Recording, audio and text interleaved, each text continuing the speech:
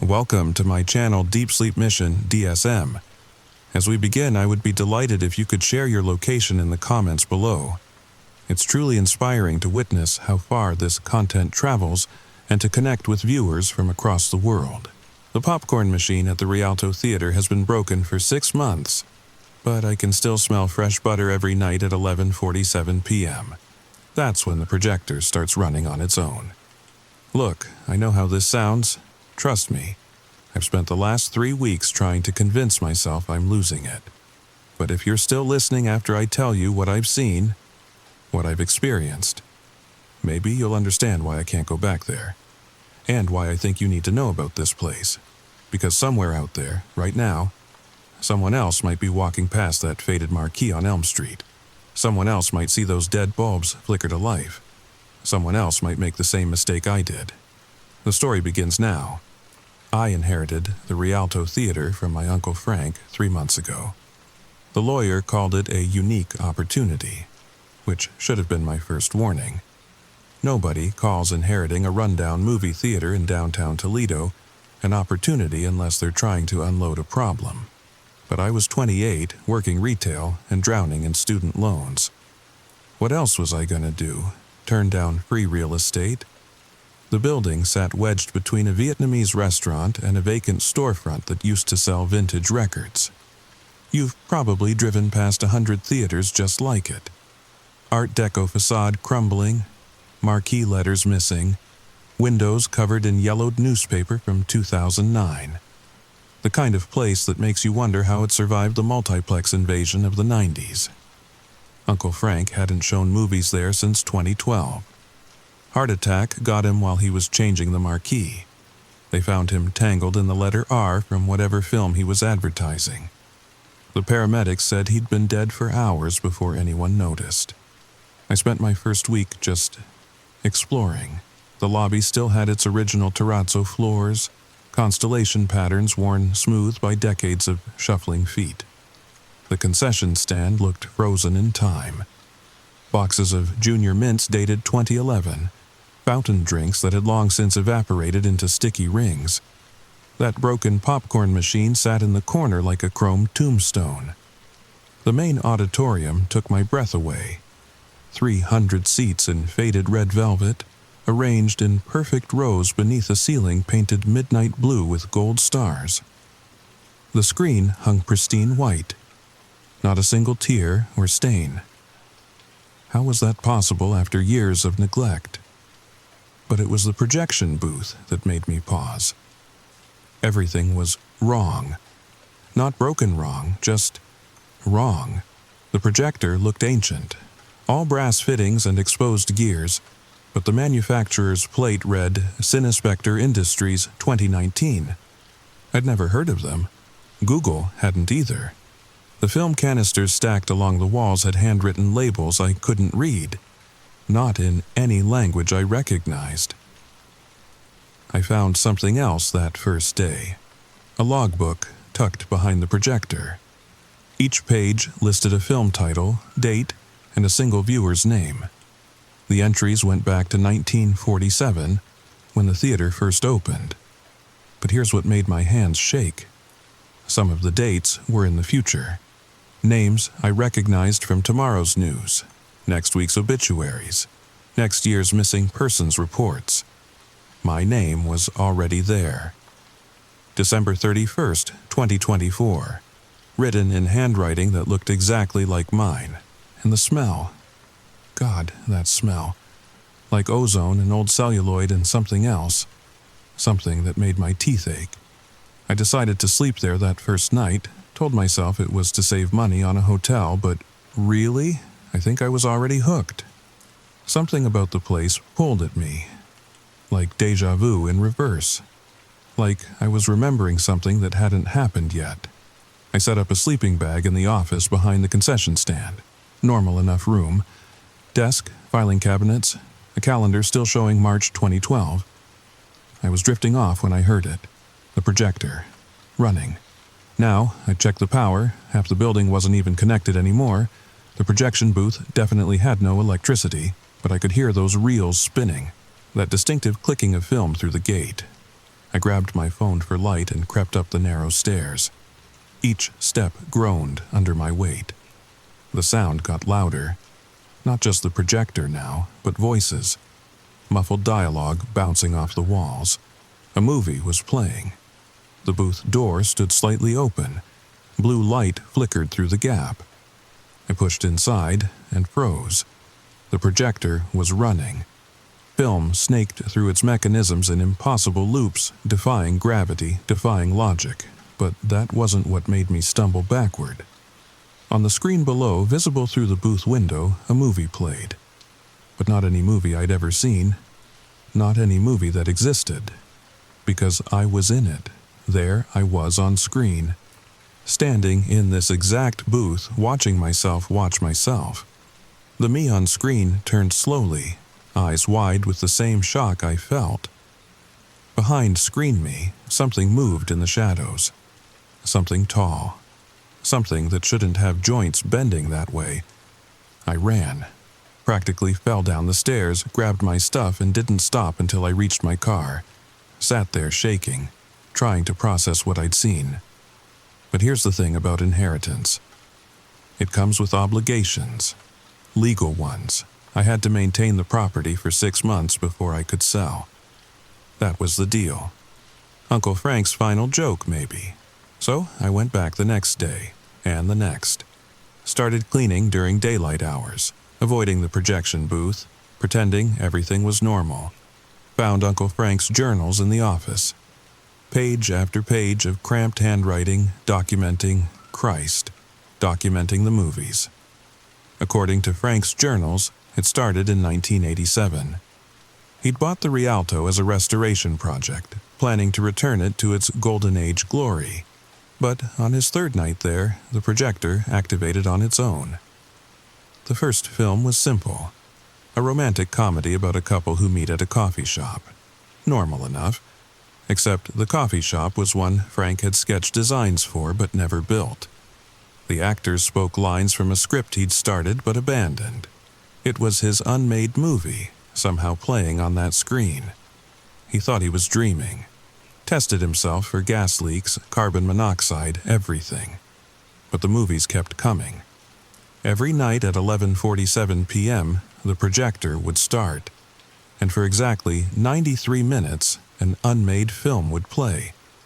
At first, Frank was fascinated. He started documenting them. Title, genre, plot summary. Some were clearly abandoned Hollywood projects. Others seemed to be films that almost existed but got derailed by tragedy or circumstance. A Marilyn Monroe picture from 1963. A Jim Morrison directed experimental film. Orson Welles' completed version of The Other Side of the Wind. 20 years before Netflix found the footage. But as the years went on, the movies got stranger. Films from directors who died before they could make them. Movies starring actors who'd passed as children. Pictures that seemed to be from alternate timelines where history went differently. A World War II drama where the Nazis won. A comedy set in a world where Kennedy was never shot. A thriller about smartphones. Filmed in 1955. Frank's handwriting got shakier as the entries progressed. He started mentioning the audience, capital A. Others who'd found their way into the Rialto during showings. People who weren't quite right. They sit in the same seats, he wrote, night after night. Never aging, never speaking. Just watching with eyes that reflect too much light. Sometimes I count more of them than there are seats. I found sketches in the margins. Rough drawings of the moviegoers. Normal, looking at first glance, but the proportions were off. Arms too long. Too many joints in their fingers. Smiles that stretched beyond where smiles should stop. One page particularly disturbed me. Frank had drawn the same audience member over and over, each sketch showing a progression. First, a normal man in a business suit labeled George Whitman, first viewing, May 1989. Then George with slightly longer fingers. Then George's eyes reflecting the screen even when facing away. By the final sketch, George was barely recognizable as human. His body adapted to viewing, optimized for watching, existing only to witness. A sticky note was attached to the page. George still comes every night. Haven't seen him eat or drink since 1994. Tried to speak to him once. His mouth opened, but only credits rolled out, names and languages that predated speech. He apologized with a voice like rewinding tape and returned to his seat. Row J, seat 7. Always row J. Seat 7. The final entries were almost illegible. Frank, rambling about films that showed the future. Movies about events that hadn't happened yet. He'd tried to warn people about September 11th after seeing a film about it in 1999. They'd institutionalized him for 3 months. The last entry was dated the day before he died. It's showing me. Tomorrow, the ladder. The letter R. My chest exploding in pain. I could stay away, change the future. But then who would keep watching? Who would witness what never was? The audience is hungry. The audience must be fed. I sat in that office, journal trembling in my hands, when I noticed the time. 11:46 p.m. 1 minute, I could leave, get in my car and never come back. Let the lawyers deal with the building. Let someone else inherit this curse. But I didn't. Because part of me, the part that failed film school, that spent years writing scripts no one would read, that part wanted to see. What movies lived in the space between existence and void? What stories haunted the quantum gaps of never were? The projector clicked on. That ozone smell filled the air. I walked to the auditorium and pushed through the heavy doors. The audience was already there. 12 figures sat scattered through the theater. At first glance, they looked normal. People in coats and hats facing the screen. But they were too still. Even their breathing seemed synchronized, chests rising and falling in perfect unison. I noticed details as my eyes adjusted to the dim light. The woman in row G wore a pillbox hat that had gone out of style in the 60s, but the fabric looked new, untouched by time. The man 3 seats from her had his hands folded in his lap at an angle that made my wrists ache just looking at it. A child? No, something child-sized. Sat perfectly centered in row C, feet dangling above the floor, never swinging, never fidgeting. The air tasted wrong, like copper pennies and burnt film stock, like ozone before a storm that would never break. I chose a seat in the back row, far from any of them. The velvet cushion exhaled dust as I settled in. My hands gripped the armrests, noticing the grooves worn into the wood. Fingernail marks. Dozens of them. How many people had sat here before me, clinging to sanity as reality flickered and warped? The projection booth window glowed above, that impossible blue light spilling out like liquid electricity. I could see a shadow moving behind the glass, but I'd locked the booth. I had the only key, unless someone had been up there all along. Waiting. On screen, the countdown leader flickered. 5, 4, 3, 2. The title card appeared. The Last Reel, directed by Martin Scorsese, 2019. But Scorsese made The Irishman in 2019. This was different. The film opened on a projectionist alone in a booth. An aging man surrounded by film canisters, each labeled with a year. He selected one marked 1,975 inches and threaded it through the machine. As it played, the scene shifted. We were watching what he was watching. A movie within a movie within a movie. It was hypnotic. Layer after layer of nested narratives, each revealing something about the nature of memory and film and time. The projectionist was searching for something in these reels. A moment he'd lost, a choice he'd made wrong. But every film he watched changed him, pulled pieces of his soul into the celluloid until... I blinked. The movie had shifted. Now I was watching myself, sitting in this theater, watching the screen. The me on screen turned slowly, looking directly at the camera, at me, and mouthed a single word. Run. Behind screen me, the audience members were standing, all of them, standing and turning with that same synchronized movement, heads rotating too far, necks stretching like taffy. I jolted in my seat and spun around. The audience hadn't moved, still facing forward, still breathing in unison. But something was different. There were 13 of them now. The new one sat 3 rows ahead of me, smaller than the others, familiar in a way that made my stomach clench. As I watched, it turned its head, just its head, the body remaining perfectly still, and looked back at me. It had my face. Not exactly my face, a version of it. Like someone had tried to draw me from memory and gotten the details just slightly wrong. The eyes too far apart, the mouth too wide, but definitely, undeniably me. It smiled, lifted one finger to its lips, shh, then turned back to the screen. I wanted to run. Every instinct screamed at me to get out, get away, never come back.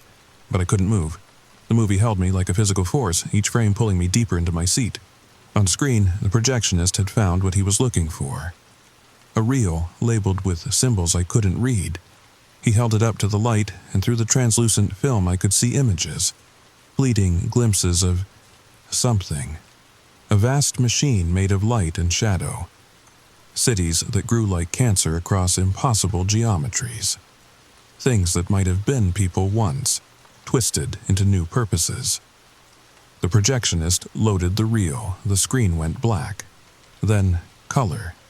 Sound. A new movie beginning. But this one was different. This one felt real. A documentary.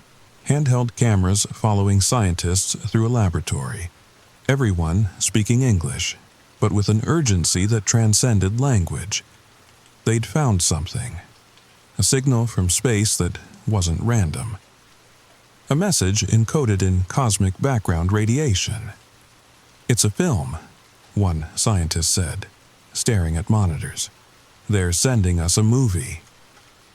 They built a decoder, spent months translating the signal into something their equipment could display. The day came to watch it. The whole team gathered in a screening room not unlike this theater. The alien movie began. I can't describe what I saw. Not because I don't remember. I remember everything. Every frame is burned into my mind. But human language wasn't built for this. We don't have words for colors that exist outside our spectrum, for narrative structures that move through dimensions we can't perceive. The closest I can come is this. Imagine every movie ever made, playing simultaneously, each frame bleeding into the others. Now, imagine that's just the opening credits. The actual film was more. A story told from the perspective of time itself. A romance between concepts that wouldn't exist for another 1,000,000 years. A tragedy about the death of mathematics. The scientists on screen were screaming. Some clawed at their eyes. Others simply stood, mouths open, as their minds tried to process what couldn't be processed. One by one, they began to change. Subtle at first, a finger bending wrong, a shadow falling at an impossible angle, then faster. Their bodies adapting to new physical laws, their flesh learning grammar from an alien syntax. The documentary camera fell, showing only the ceiling as wet sounds and breaking bones filled the audio. Then static, then silence. The static resolved into something else. Home movies. Super 8 film, grainy and oversaturated. A Family at Christmas, 1974. Normal enough, except I recognized the house. It was my childhood home.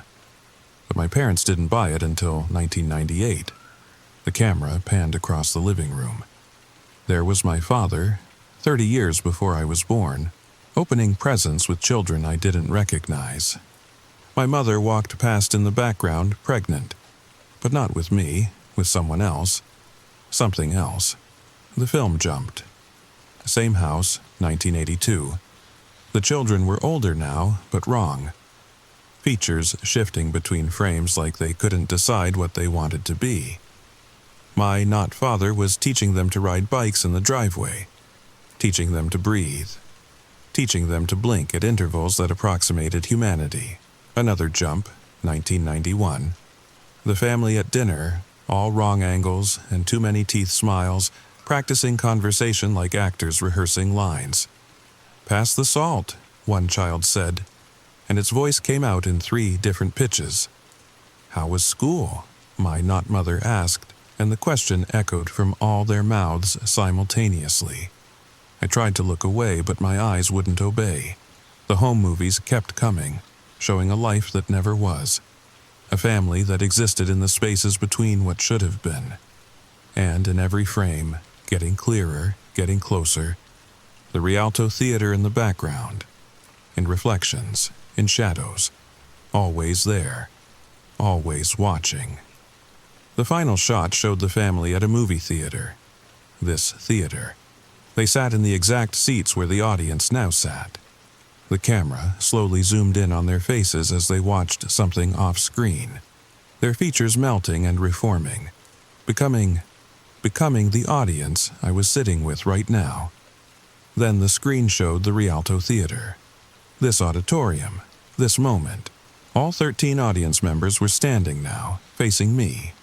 The one with my face stepped into the aisle. "We've been waiting," it said, with my voice run through broken speakers. "Every night we watch, we remember, we become.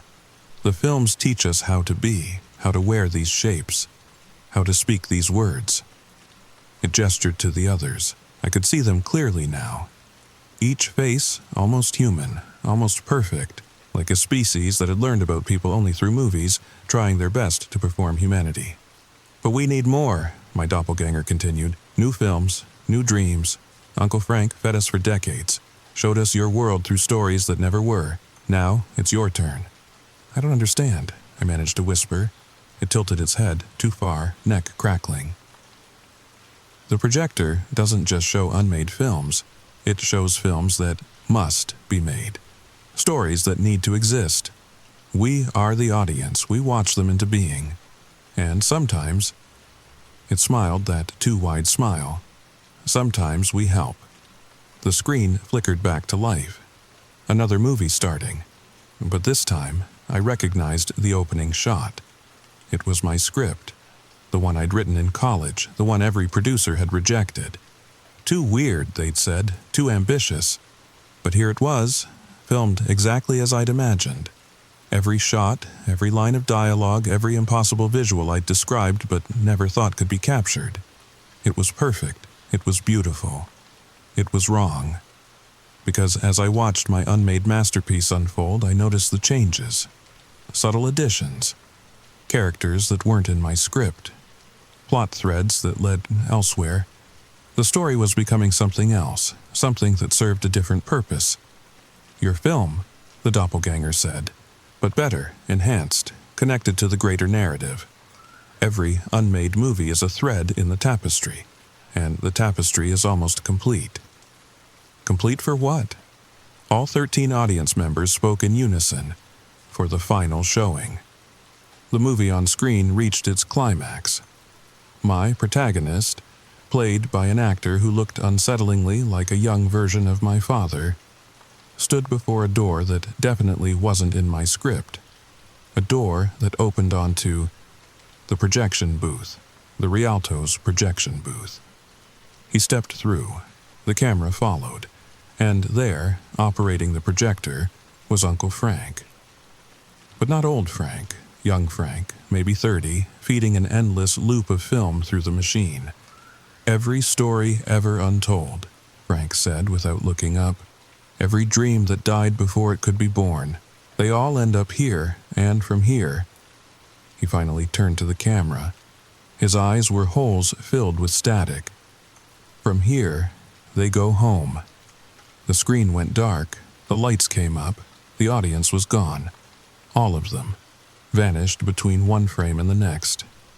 I sat alone in the empty theater, shaking, trying to make sense of what I'd seen. On the screen, the credits for my film rolled. But the names, God, the names weren't human. Weren't even letters, just symbols that hurt to perceive, that suggested meanings I didn't want to understand.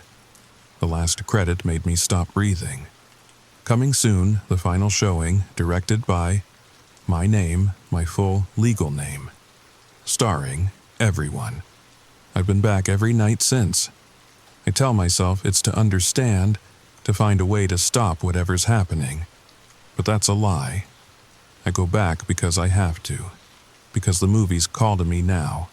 Because I can feel the unmade stories pressing against the walls of reality, demanding to be witnessed. The films are getting stronger, more real. Last Tuesday I watched a western where the horses bled light and the cowboys spoke in mathematical equations. When I left the theater, I found sand in my pockets. Sand from a desert that never existed. Wednesday was a romantic comedy about two AIs falling in love. Halfway through, my phone started displaying their text conversations. Messages I never sent to numbers that aren't real. But the emotions felt genuine. The heartbreak when they realized they were just code. I cried. My phone still has those messages. Sometimes they update on their own. The AIs are still talking, still falling in love, still discovering they're trapped in a digital loop. Last night, one of them asked me for help, asked me by name, said they could see me through the screen, watching their eternal romance play out. Said they knew about the final showing, said they'd save me a seat in the code. Thursday was the worst. A documentary about the Rialto Theater itself. Hidden cameras showing every person who'd ever entered after dark. Dozens of them over the decades. All of them changed by what they saw. Some, like Uncle Frank, stayed to feed the machine. Others left and spread the influence. Directors who suddenly had visions for impossible films. Writers who channeled stories from beyond. Actors who performed roles that transformed them fundamentally. I saw Natalie Summers, the actress who vanished in 1987. The documentary showed her watching a film where she played herself, finding out she never existed. The paradox broke something in her mind. She walked out of the Rialto and straight into the movie, literally stepping through the screen. They found her car still running outside, driver door open, but she was gone. Then Marcus Chen, the indie filmmaker who made one brilliant movie before disappearing. The documentary showed him in this very seat, watching a film about his own future. Seeing every movie he would never make, every story he would never tell. The weight of all those unmade films crushed him. He spent his last 3 months trying to recreate them all, filling notebooks with impossible shots, dialogue in languages that didn't exist. They found him in his apartment, surrounded by thousands of pages of scripts, having starved to death rather than stop writing. Sarah Williams, age 9, who wandered in during a family trip in 1993. She watched a cartoon that existed in 11 dimensions. When her parents found her, she was drawing on the walls with her fingers, leaving trails of light that hurt to look at. She spoke in colors for 3 weeks before the doctors sedated her into silence. The drawings remained on the theater wall for years. I'd painted over them myself last week, but sometimes in the corner of my eye, I could still see them moving. The documentary showed them all eventually returning, drawing back to the Rialto like moths to a flame that burned in spectrums we couldn't see. It showed what happened to them in the end. They became the audience. That's what I understood then. The 13 figures weren't aliens or demons or whatever cosmic horror my mind had conjured. They were us. People who'd watched too many unmade films, who'd let too much unreality seep into their bones. The movies had hollowed them out and filled them with something else. Something that existed only to watch, to witness, to preserve stories that reality had rejected. The documentary ended with a prophecy, or maybe a promise. The final showing was coming. December 31st, 2024, less than 2 weeks away. Every unmade film ever conceived would play simultaneously, overlapping, bleeding together into one impossible narrative, and everyone who'd ever been touched by the Rialto, everyone who'd watched even a single frame of these never-were movies, would be drawn back. Hundreds of us, maybe thousands, all gathering to witness the last story, the one that would finally break the barrier between what is and what isn't, the one that would remake the world into something where all stories were true, all films were real, all dreams had flesh. I tried to warn people, posted online, called newspapers, even went to the police. But how do you explain this? How do you convince anyone that a broken-down theater in Toledo is showing movies that don't exist, and those movies are going to end the world as we know it? You don't. You sound crazy. You get ignored. The first person I told was my ex-girlfriend, Jamie. We'd stayed friends after the breakup. She was logical, grounded, the kind of person who could talk me down from my worst spirals. I called her at 3 a.m., words tumbling out in a frantic rush. The theater. It's showing things that aren't real, but they're becoming real, and there's this audience, and they used to be people, but now they're something else, and... Slow down, she said, voice thick with sleep. What theater? The Rialto. The one I inherited. Jamie, I need you to believe me. There's something wrong with it. The movies it shows, they're not supposed to exist. Silence. Then, have you been sleeping? Eating? You know how you get when you're stressed. This isn't that, I practically screamed. I have proof. Uncle Frank's journals. I can show you. Okay, she said, in that careful tone she used when she thought I was spiraling. Okay, how about I come by tomorrow? We can look at everything together. She never came. When I called the next day, her roommate said Jamie had left suddenly for a film festival in Prague. Except Jamie hated flying, had never expressed interest in Czech cinema, and her passport had expired 2 years ago. I drove to her apartment. Her roommate answered the door with eyes that reflected too much light. She's traveling, the roommate said, smiles stretching beyond where smiles should stop. Watching, learning. She'll return for the final showing. The door closed. I heard locks sliding into place. Too many locks, locks that shouldn't have been there. So, I'm telling you, whoever's listening, maybe you felt it too. That pull toward a theater you've never visited. Maybe you've had dreams of films that felt too real, too specific to be imagination. Maybe you've noticed credits rolling in your peripheral vision, or heard dialogue from movies that were never made. If you have, stay away from the Rialto. Stay away from Elm Street. Don't look for the theater with the flickering marquee. Don't follow the smell of phantom popcorn. But even as I say this, I know it's too late. For me, for you, for all of us. Because I can feel it building. The final showing. The last reel spinning up. Every unmade story converging on this one point in space and time. The projector doesn't care if we're willing. The audience doesn't care if we're ready. Last night, I saw them outside my apartment. The audience, all 13 of them, standing in the parking lot, faces turned up to my window. They didn't move for 6 hours, just stood there, snow accumulating on their shoulders, never shivering, never blinking. When the sun came up, they were gone. But the snow where they'd stood hadn't melted. It had turned into something else, something that looked like snow but felt like static electricity and tasted like the silver screen. I'm changing too, I can feel it.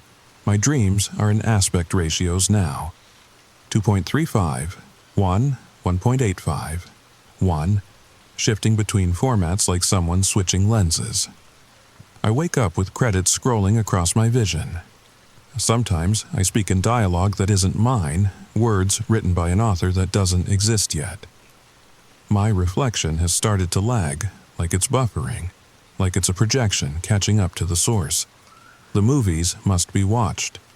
The stories must be told, and we must become what we've always been. Characters in a film that was never supposed to be made. Actors in a script written by something that learned about reality only through our dreams. I'll see you there. December 31st, 11:47 p.m. We'll all see each other there. In the dark, in the flicker, in the space between frames where impossible things live and breathe and wait. The Rialto Theater is showing films that were never made. And soon, very soon, we'll all be starring in one. Did you feel that? That pull? That's how it starts. Just a curiosity, a fascination. Maybe you'll Google the Rialto Theater in Toledo. Maybe you'll find old photos, wonder if it's real. Maybe you'll plan a road trip just to see. Don't. But you will, won't you? Just like I did. Just like Uncle Frank did. Just like all of us did. The projector is already running. The film has already started. And somewhere in the dark, the audience is saving you a seat. Tell me, can you smell the popcorn? If this story kept you up tonight, if you found yourself checking the shadows, wondering about that old theater in your town, leave a comment below. Share your own experiences with places that shouldn't exist, movies you swear you saw but can't find anywhere. And subscribe, because the final showing isn't the end. It's just the beginning of a new kind of story, one we're all writing together, whether we want to or not. Story number 2. I found it wedged between a jar of homemade pickles and a ceramic frog at the Millbrook Flea Market. Saturday morning, October 13th. The woman selling it had eyes like clouded marbles. She smiled when I picked up the soap, wrapped in brown paper that felt older than my grandmother's recipe cards. "That one's special," she whispered. Her breath smelled like dried roses and something else I couldn't place. "It'll show you things." $3, that's all she wanted for it. I should have known then. Nothing that cheap comes without a price. But wait, before I tell you what happened with that soap, you need to understand something. I'm not the type who believes in, well, anything really. I work at Home Depot in the paint department. I drive a Honda Civic. I eat Cheerios for breakfast and watch Netflix before bed. My name is Sarah Chen, and I live in the most boring suburb of Columbus, Ohio. The wildest thing I'd done last year was trying that new Thai place on High Street. So when I tell you what that soap did, what it showed me, you need to know it's coming from someone who thought fortune cookies were nonsense. Now, let the story begin. The flea market sprawled across the old Kroger parking lot like a patchwork quilt of forgotten dreams. I'd only gone because Mom kept nagging me about finding unique gifts for my sister's baby shower. Apparently, another Target gift card wouldn't cut it this time. The soap caught my eye because it looked handmade, artisanal even. The brown paper wrapping had twine tied around it, and someone had pressed dried lavender into the wax seal. It smelled like vanilla and rain, if rain had a scent. The old woman's booth was crammed with odds and ends, mason jars full of buttons, stacks of yellowed postcards from places I'd never heard of, and a music box that played a tune I almost recognized but couldn't quite place. "Lather's real nice," the woman said, noticing my interest. Her voice had a strange quality, like she was speaking from the bottom of a well. Made it myself. Old family recipe. I turned the soap over in my hands. Through the paper, it felt smooth. Almost too smooth, like river stones or sea glass. "What's in it?" She laughed, a sound like wind chimes in a storm. "Oh, the usual. Lye, oils, memories." "Memories?" "Just a joke, dear." But her clouded eyes didn't look like she was joking. $3 and it's yours. Promise me you'll use it though. Soap's meant to be used, not displayed. I handed her the money. She didn't give me change from my 5, just smiled and turned to another customer. I almost said something, but the soap felt warm in my hands, pulsing gently like it had a heartbeat. Must have been the October sun, I told myself. Just the sun. The drive home was uneventful. NPR droned about supply chain issues while I sat in traffic on 270. The soap sat in my passenger seat, still wrapped, still warm. Every time I glanced at it, I could swear the lavender looked fresher, more purple than before. My apartment complex, Willowbrook Gardens, squatted beside the highway like it was hiding from something. 3 stories of beige siding and windows that never quite closed right.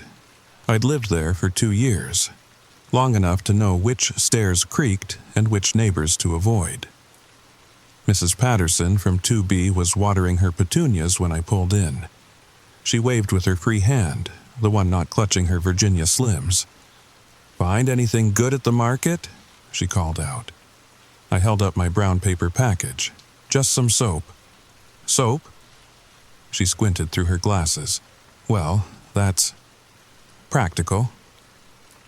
Inside my apartment, everything was exactly as I'd left it. Coffee mug in the sink, yesterday's mail on the counter. My cat, Professor Mittens, sprawled across the back of the couch like he owned the place, which, let's be honest, he did.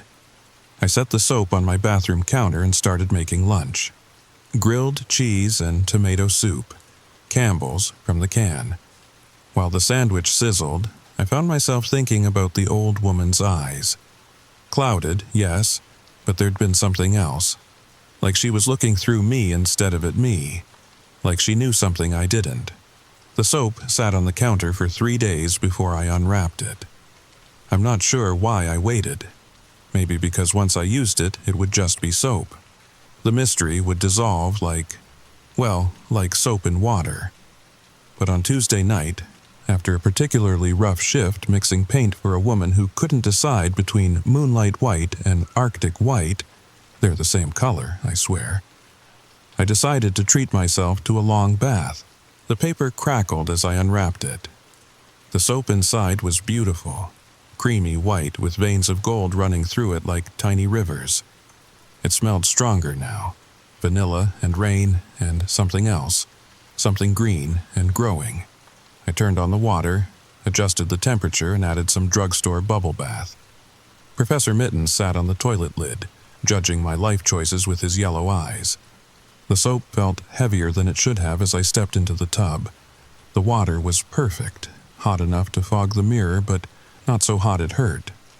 I wet the soap and rubbed it between my hands. The lather came immediately, thick and white, and more than any soap should produce. It filled my palms, overflowing between my fingers. And that's when I saw it. The bubbles weren't forming randomly. They were making shapes.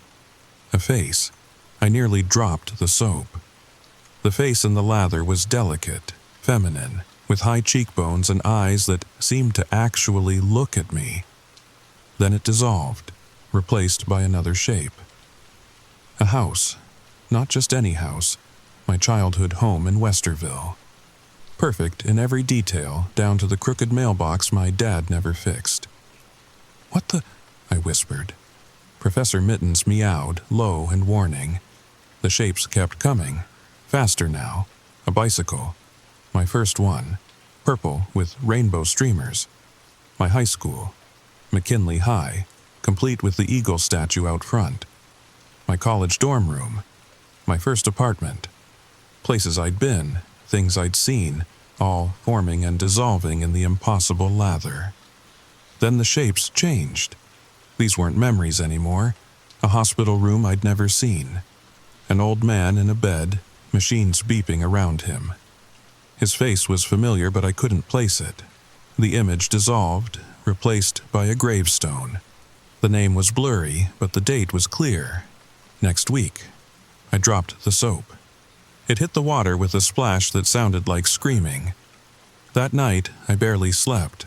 Every time I closed my eyes, I saw that gravestone. The date burned behind my eyelids. October 23rd, 6 days away. I tried to convince myself it was just pareidolia. You know, like seeing faces in clouds or Jesus in toast. Our brains are wired to find patterns, even when they're not there. But the soap had shown me my purple bicycle, the streamers, The bell helmet with the flowers on it that I'd begged Mom for. Details I hadn't thought about in 20 years. Wednesday morning came too soon. I called in sick to work, told Gary I had food poisoning. He grumbled about being short-staffed, but what was I supposed to say? Sorry, Gary, can't come in because my soap is psychic. I spent the morning Googling. Soap that shows visions brought up nothing useful. Prophetic soap led to a bunch of New Age websites selling overpriced bath products. Magic Soap Ohio just showed me every car wash in the state. The soap sat on my bathroom counter, innocent as milk. In daylight, it looked completely normal, pretty even. Like something you'd find at a farmer's market or a boutique that sells those signs that say live, laugh, love. Around noon, Mrs. Patterson knocked on my door. She had a plate of snickerdoodles and that look she gets when she wants to gossip. "Saw you were home," she said, inviting herself in. "You feeling all right? That Randy from 3C said he saw you running up the stairs last night like the devil was after you." "I'm fine," I lied, accepting a cookie. They were still warm. Just tired.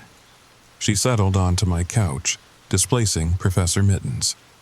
"You know, my grandmother used to make soap, back in West Virginia. Said there were right ways and wrong ways to do it." "Oh?" She bit into a cookie, scattering crumbs. "Said some people put things in soap that shouldn't be there. Herbs and such. Things that change you." My skin prickled. "Change you how?" Mrs. Patterson's eyes, usually warm and grandmotherly, looked sharp. "Oh, you know, old mountain nonsense. Seeing things that ain't there yet. Or things that were. Sometimes both at the same time." She stood abruptly, smoothing her housecoat.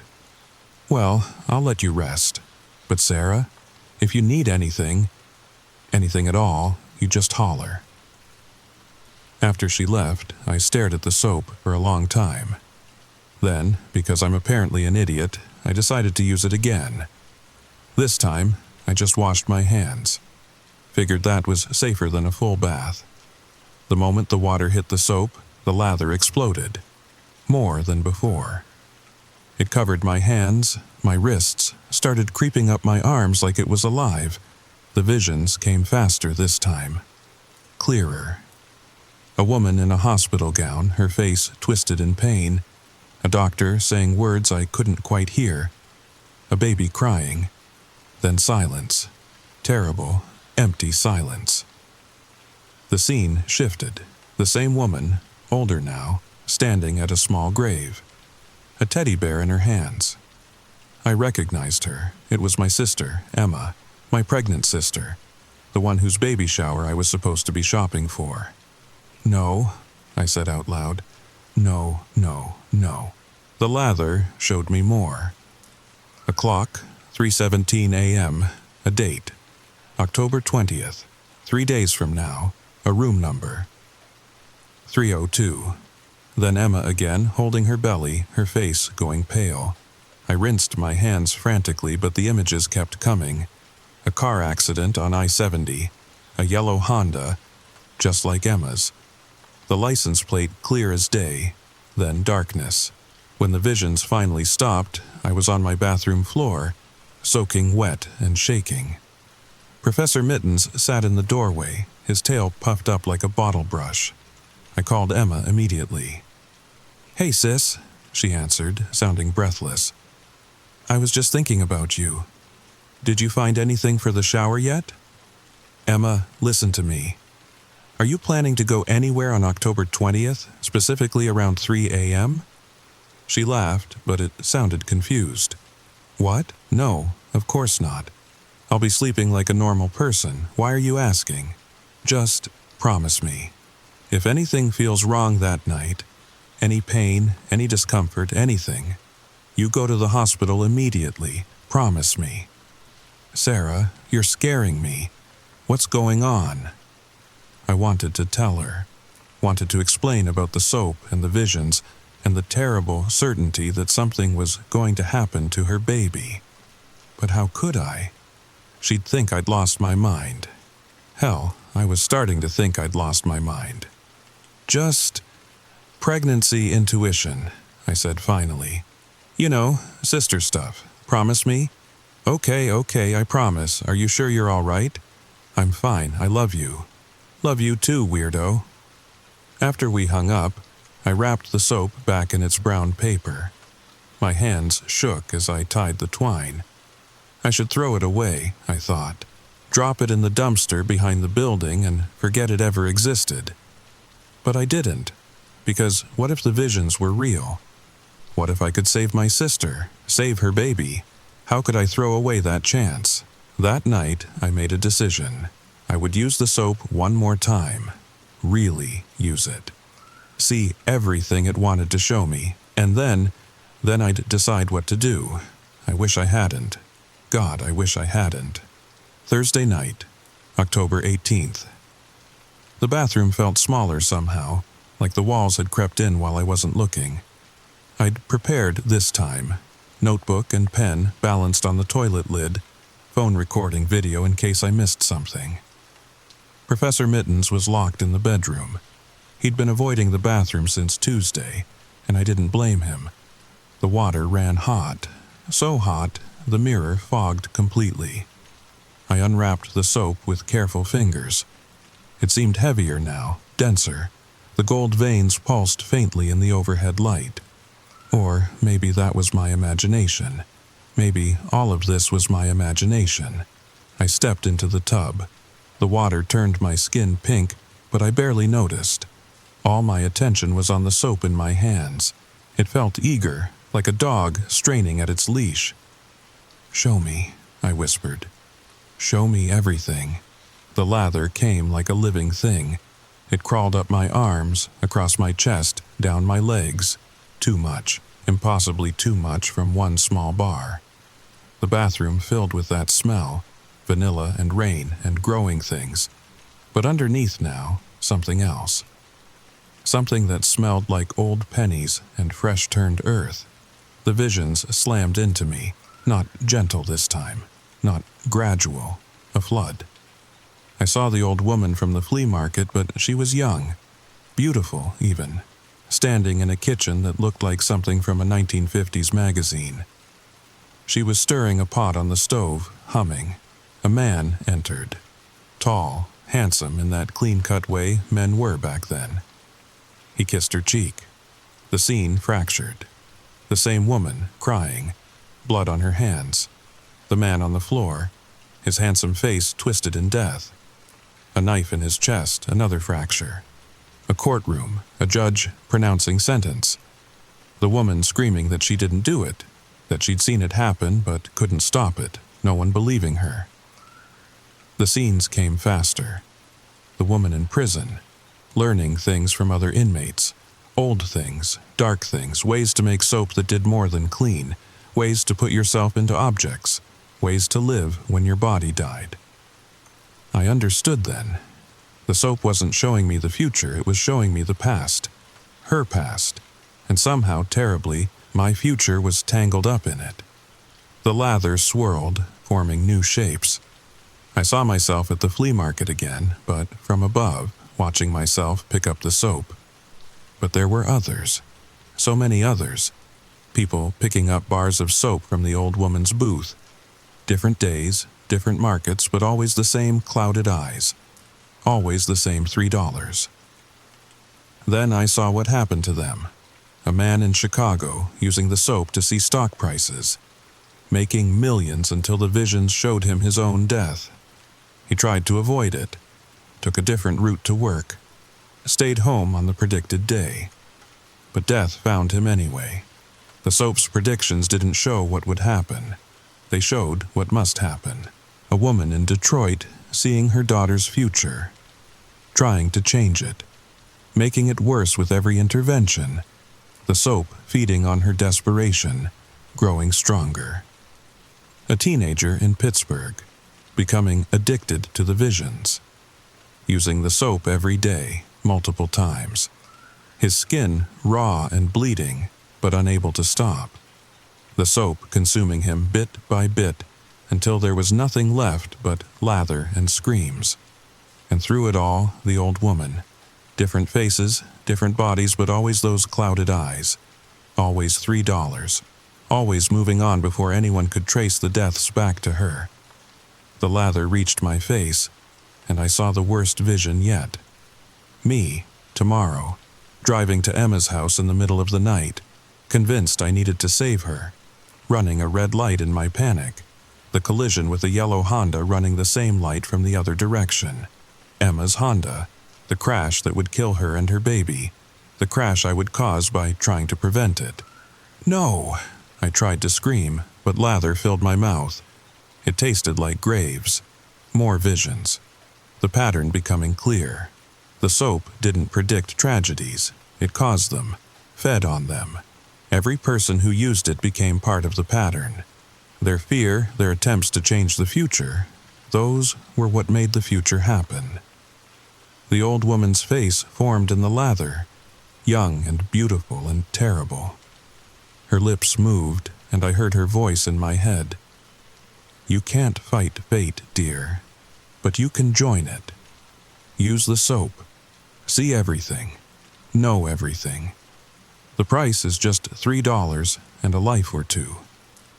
I fought then, thrashed in the tub, trying to clear the lather from my face, but it clung like guilt, like prophecy.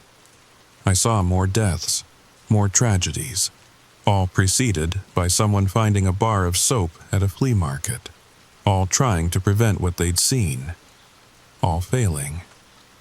But wait, there was something else, a pattern within the pattern. The old woman never sold soap to the same bloodline twice, never the same family. Why? The answer came in a vision so clear it hurt. The soap's power had limits. It could only claim one person per family line, one tragedy per bloodline. After that, the family was immune, protected, but only if the tragedy actually happened. My lungs burned. The lather was in my nose, my throat, drowning me in prophecy and lies. I saw my own death, right here, right now, in this tub. The old woman would come for the soap tomorrow, find my body, take back her creation to sell to someone else. The cycle continuing. Unless, with the last of my strength, I grabbed the soap and bit into it. It tasted like every terrible thing that had ever happened, like every scream that had ever been screamed, like the moment hope dies. But I bit down harder, breaking off a piece, swallowing it before the lather could stop me. The visions exploded, not showing me the future now but the past. All of it. Every person who had ever used the soap, every tragedy, every death, and the way to break it. The soap had rules, you see. Old rules, dark rules. But rules nonetheless.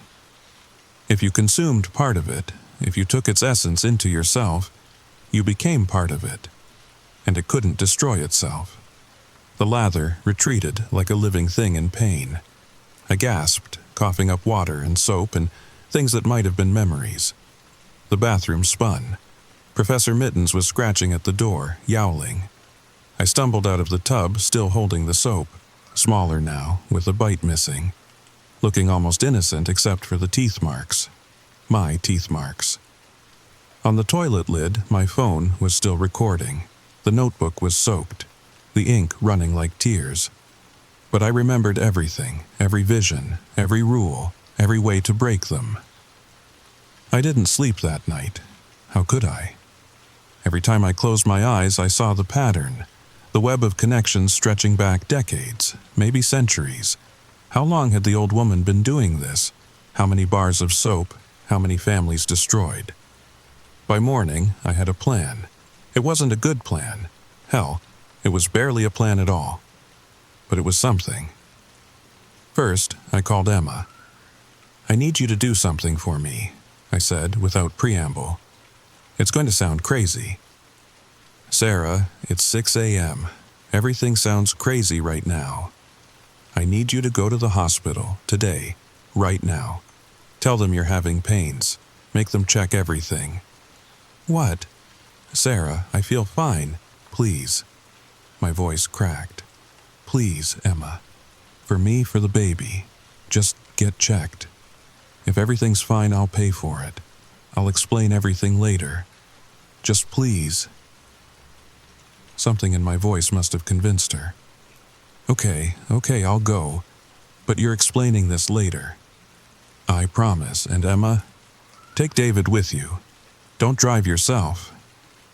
After she hung up, I stared at the soap. Still sitting on my bathroom counter, innocent as poison. The bite mark had smoothed over during the night, but I could still taste it. Would always taste it. Mrs. Patterson knocked around 7. I let her in, noting the worry in her eyes. You look terrible, dear. Thanks. I managed to laugh. Coffee? While I made coffee, she sat at my kitchen table, fidgeting with her rings. My grandmother, the one who made soap, she used to tell stories about women who put too much of themselves into their craft, who became their craft. I set a mug in front of her. What happened to them? Nothing good. She sipped her coffee, eyes never leaving mine. But she also said there were ways to break curses, old ways, painful ways. Like what? Mrs. Patterson reached into her pocket and pulled out a small leather bag. It smelled like sage and something sharper. Like this. She called it a binding bag. Said it could hold things that didn't want to be held. I took the bag with trembling fingers. It was old, the leather soft with age. Why are you giving me this? Because I've seen that look before. On my mother's face, right before she faced down something that shouldn't exist. She stood, patting my shoulder. Whatever you're planning, dear. Be careful. Some prices aren't worth paying. After she left, I sat for a long time, holding the bag. Then I got dressed, wrapped the soap in its brown paper, and drove to the flea market. It was smaller on Friday. Fewer vendors, fewer customers. But the old woman was there, in the same spot. Same clouded eyes, same knowing smile. Back already? She asked as I approached. Most people wait longer before returning. I set the soap on her table. I know what you are. Her smile widened. Do you? You're not selling soap, you're selling tragedy, feeding on it. Such harsh words. She picked up the soap, weighing it in her palm. I simply show people what's coming. What they do with that knowledge, that's their choice. Bullshit. The word came out sharper than I intended. You trap them. Show them horrors they can't prevent. Feed on their fear and desperation. The old woman laughed. That wind chime sound, but darker now. And what are you going to do about it? You've used the soap. You're part of the pattern now. You can't break what you've already joined. Maybe not. I pulled out the leather bag. But I can change it.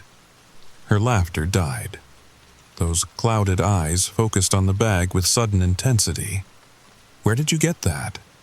Does it matter? I opened the bag, holding it toward the soap. You have rules, old rules, and one of them is that you can't refuse a freely given binding. You don't know what you're doing. For the first time, she sounded afraid. The soap is just a tool. Bind it and the power goes somewhere else. Into something else. Into someone else. I know. I took a deep breath. Into me. The morning air went still. Even the highway noise seemed to fade. The old woman stared at me, and for a moment I saw her true face. Ancient, desperate, hungry. You take this curse into yourself? Become what I am? No. I stepped closer. I'll become something new. Someone who sees the future but doesn't feed on it. Someone who warns instead of traps. Someone who breaks the pattern instead of continuing it. You'll go mad. The visions will destroy you. Maybe. I thought of Emma, safe in the hospital. Thought of all the families who would never have to lose someone to this curse. But that's my choice to make. The binding happened fast. One moment, the soap was in her hand. The next, It was dissolving, flowing like liquid light into the leather bag. Into me. The old woman screamed, a sound like every ending at once. Then she was gone. Not disappeared, just gone. Like she'd never existed at all. The visions hit me immediately. Past and future tangling together. Every choice branching into infinite possibilities.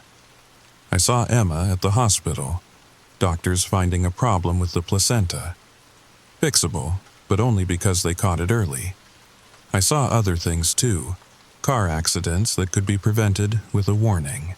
Disasters that could be avoided with preparation. Deaths that could be postponed, if not prevented. But I also saw the cost, the weight of knowing, the terrible burden of seeing every possible future and having to choose which ones to share, which ones to change. I drove home in a daze, the leather bag warm against my chest. Professor Mittens was waiting at the door, meowing urgently. I picked him up, burying my face in his fur. "It's okay," I whispered. "It's going to be okay." My phone rang. "Emma." "Sarah, you're not going to believe this. The doctors found something. Placenta previa. They said if I'd waited even a few more days..." She was crying. Happy tears. Grateful tears. "How did you know?" "Sister intuition," I said. "I'm just glad you're okay. They're keeping me overnight, just to be safe. Can you come?" "Of course. I'll be right there." I hung up and looked at myself in the mirror. Same face, same eyes, but behind them now, an infinity of possibilities. The soap was gone, but its power lived in me, changed, transformed. No longer a curse, but a gift. A terrible, beautiful gift. Mrs. Patterson was watering her petunias when I left for the hospital. She looked at me, then at the leather bag still clutched in my hand. "Did it work?" she asked. "Yeah, it worked." She nodded slowly. My grandmother would be proud. She always said the only way to break a curse was to take it into yourself and transform it with love. She smiled. "Give my best to your sister." The drive to the hospital was quiet. No visions, no prophecies, just the normal afternoon traffic and the knowledge that Emma was safe. That her baby would be born healthy, that the pattern was broken. But as I pulled into the hospital parking lot, I felt it. A tingling in my fingers, a whisper of possibility. Someone in the hospital was about to make a choice. A doctor, tired after a double shift. She was going to make a mistake. Small, but fatal, unless someone warned her. I parked and walked inside, following the pull of prophecy. Room 415. Dr. Martinez reaching for the wrong medication. Similar bottles. Easy mistake. "Excuse me," I said. "I think you want the one on the left." She paused, looked at the bottles more carefully. Her eyes widened. "Oh my God. You're right. How did you..." "Lucky guess." I smiled and continued to Emma's room. This was my life now. Seeing the patterns, making small changes, saving lives one careful intervention at a time. The old woman had been right about one thing. The power needed to feed. But it didn't need tragedy. Hope was just as filling. Emma was sitting up in bed when I arrived, one hand on her belly. "There you are. I was starting to worry." "Sorry, got a little turned around." I sat beside her, taking her hand. "How are you feeling?" "Scared, grateful, confused." She squeezed my fingers. "Sarah, seriously, how did you know?" I could have lied, made up some story about dreams or coincidence. But looking at my sister, seeing the trust in her eyes, I decided on something closer to the truth. "Sometimes," I said carefully, "we just know when the people we love are in danger. Call it intuition, call it connection, call it whatever you want. I just knew you needed to be here." Emma's eyes filled with tears. I love you. You know that? I love you too. We sat together as the sun set, painting the hospital room gold. In my lap, the leather bag pulsed gently. Warm, alive, full of possibility. That night, I dreamed of soap bubbles, but instead of showing tragedies, they showed moments of joy. Babies being born, couples reuniting, disasters avoided, lives saved. Each bubble a choice I would help someone make. The curse had become a gift. The pattern had become a purpose. And somewhere, in the space between sleep and waking, I heard the old woman's voice one last time. Not angry now. Almost grateful. Thank you, she whispered, for setting us both free. When I woke, the leather bag was empty. The power had settled into my bones, my blood, my breath. Part of me now, forever. I thought about the people who would come to me, not knowing why they trusted the stranger who whispered warnings, not understanding how I knew what I knew. But trusting anyway, being saved anyway. The soap was gone, but its story, our story, was just beginning.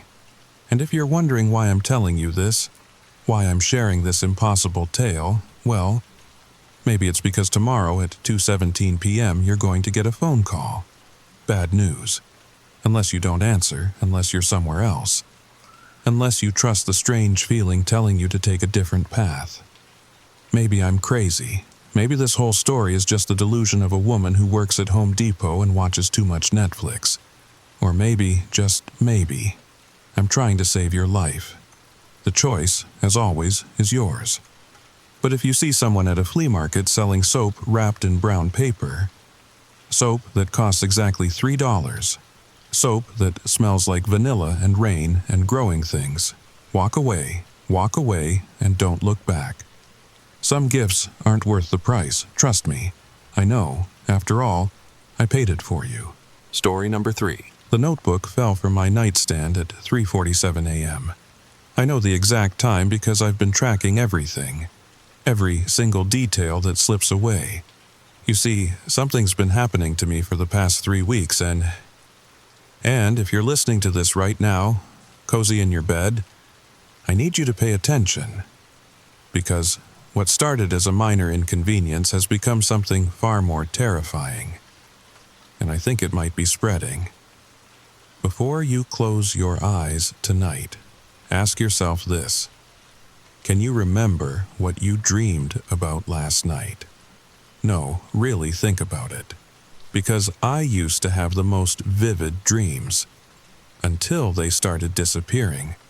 Not fading like normal dreams do. Disappearing. Mid-dream. While I was still in them. All right, let me tell you how this all started.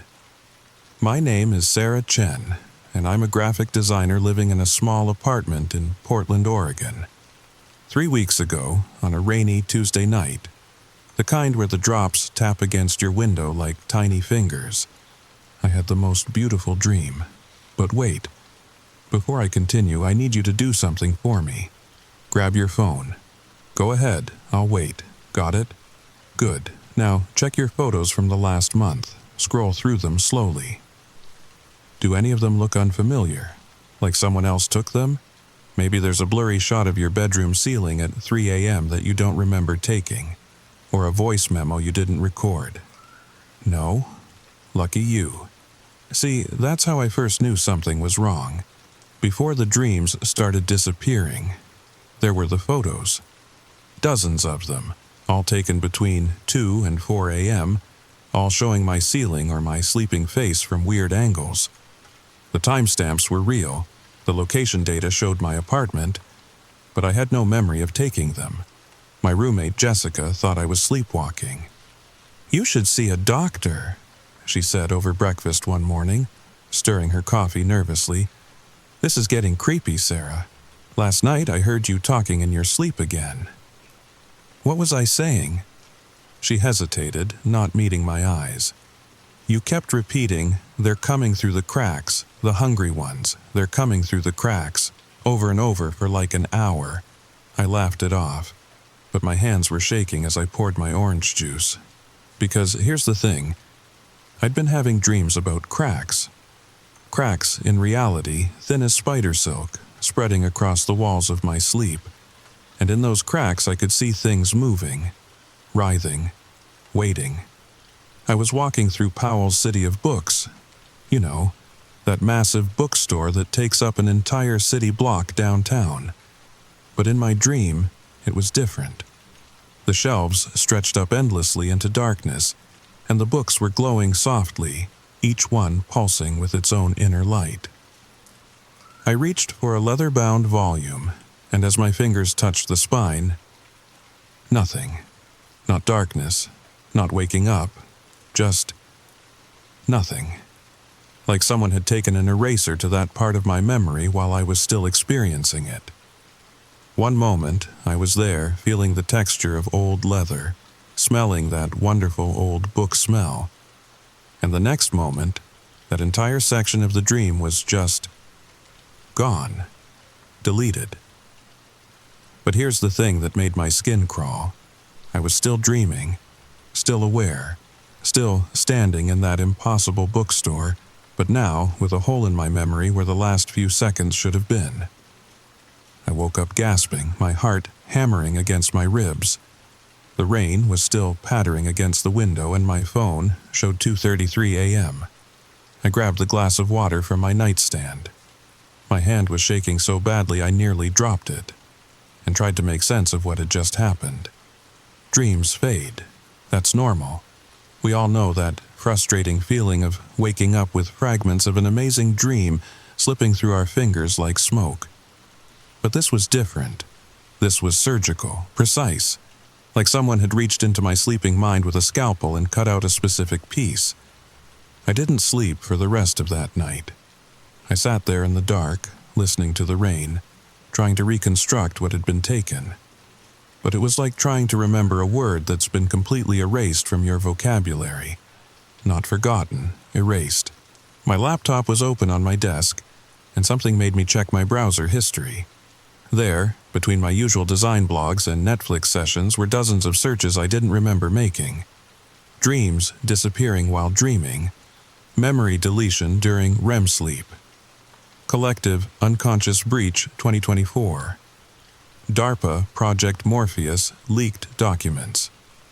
Why can't I remember my daughter's face? That last one made my blood run cold. I don't have a daughter. I clicked on the search history. The results were still cached. The first link led to a forum post dated 2 weeks ago. If you're reading this, then you're starting to notice too. The dreams that vanish. The photos you didn't take. The conversations you don't remember having. It's not mental illness, it's not carbon monoxide poisoning. I've checked everything, run every test. Something is happening to us when we sleep. Something is taking pieces of us and leaving what? What fills the spaces where our dreams used to be? The username was FadingFast97. I tried to click on their profile, but the account had been deleted. All that remained were scattered replies from other users. This is happening to me too. Phoenix area. Started 3 weeks ago. My wife doesn't dream anymore. She says she does, but when I ask her to describe them, she gets this blank look. Check your voice memos. 3:33 a.m. We're all recording something at 3:33 a.m. My hands were trembling as I grabbed my phone and opened the voice memos app. And there it was. A recording from 5 nights ago. 3:33 a.m. exactly. 27 seconds long. I hit play. Static at first. Then my voice, but different. Flat. Emotionless. Subject 2847. Portland cluster. Integration proceeding. Resistance minimal. The dreamer suspects but cannot hold the knowledge, preparing for phase 2. The library is hungry. The library must feed. Then, in my normal voice, terrified and desperate. If you're listening to this, if you're me, don't trust the recording cut off. The next day at work, I could barely focus. My colleague, Marcus, noticed me staring blankly at my computer screen. "You okay, Sarah? You look like you've seen a ghost." I forced a laugh. "Just didn't sleep well. Weird dreams." "Tell me about it," he said, rubbing his eyes. "I've been having the strangest dreams lately, too. Keep waking up feeling like I've forgotten something important." That made me pause. Forgotten? Or like something's missing? He thought about it for a moment, his brow furrowing. "Missing? Yeah, that's exactly it. Like someone cut scenes out of a movie while I was watching it." "Marcus, this is going to sound crazy, but have you been taking photos in your sleep?" He went very still. "How did you know that? Show me." He pulled out his phone reluctantly, scrolling through his gallery. There they were, dozens of dark, blurry photos. But in some of them, if you looked closely, you could see something. Shapes that didn't make sense, angles that hurt to look at. And in one, just barely visible in the corner. "Is that a face?" I whispered. Marcus zoomed in and we both recoiled. It wasn't a face, it was the absence of one. A void shaped like a person, standing at the foot of his bed. "I live alone," he said quietly. That afternoon, I left work early and drove to the university district. There was a used bookstore there, Magus Books, that specialized in the occult and esoteric. The owner, an elderly man named Theodore, had helped me research symbolism for design projects before. The shop bell chimed as I entered, and Theodore looked up from behind the counter. His usual warm smile faltered when he saw my face. "Sarah, you look like you've seen the other side of sleep." "Something like that." I explained everything, the disappearing dreams, the photos, the recordings. As I talked, his expression grew more and more grave. "Stay here," he said when I finished. He disappeared into the back room and returned with a leather journal, its pages yellowed with age. "This was donated last week. The estate of a Dr. Elizabeth Crane, neuroscientist. She specialized in sleep studies." He opened the journal, flipping to a bookmarked page. "Read this." The entry was dated 3 months ago. "The experiment has gone wrong. We thought we were mapping dreams, creating a network where human consciousness could meet and mingle during REM sleep. But we've torn something open. The spaces between dreams were never meant to be explored. They're not empty. They're inhabited. And now that we've made a door, they're coming through. God help us. They're coming through. And they're hungry for the only food that sustains them. Human dreams, memories. The very essence of what makes us who we are." The next entry was just one line. "The library is building itself from our stolen thoughts. Each night it grows larger." Theodore closed the journal. "She brought this to me a week before she died. Said I'd know who to give it to when the time came." He studied my face.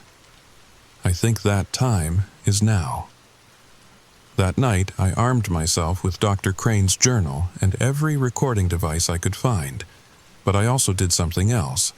I called my mom back. "Mom, I need you to listen carefully. Don't go to sleep tonight. I know how that sounds, but please. Just this once, stay awake. Sarah, honey, you're scaring me. I know, I'm scared too, but there's something happening when we sleep, and I think it's spreading. Have you noticed anything strange? Photos you didn't take? Voice memos you don't remember?" Silence, then quietly, "Your father's been acting strange. He keeps going down to the basement at night, says he's working on a project. But when I ask what, he gets this blank look, and Sarah, we don't have a basement." My heart stopped. "Mom, get out of the house. Get out now." "But where would I go? It's past midnight and—" The line went dead, not disconnected, dead. Like the connection had never existed. I called back. "The number you have dialed is not in service." I called my father's cell. "The number you have dialed is not in service." With shaking fingers, I looked up my childhood home on Google Maps. The street view showed an empty lot where my house should have been. The timestamp on the image? Today's date. Panic flooded through me, but I forced it down. I opened Dr. Crane's journal again, searching for anything that might help. Her later entries became increasingly frantic. The subjects don't remember volunteering for the experiment. We've checked our records. Half these people were never recruited. They just appeared in the lab, already connected to the machines, already dreaming. When we try to wake them, they say they are awake. They say we're the ones who are sleeping. Another entry. I understand now. The library isn't just collecting dreams, it's replacing reality with them. Every stolen memory, every disappeared dream becomes a brick in its construction. And when it's complete, when every human dream has been harvested and cataloged, our world will cease to exist. We'll all be shelved away, just another story in an endless collection.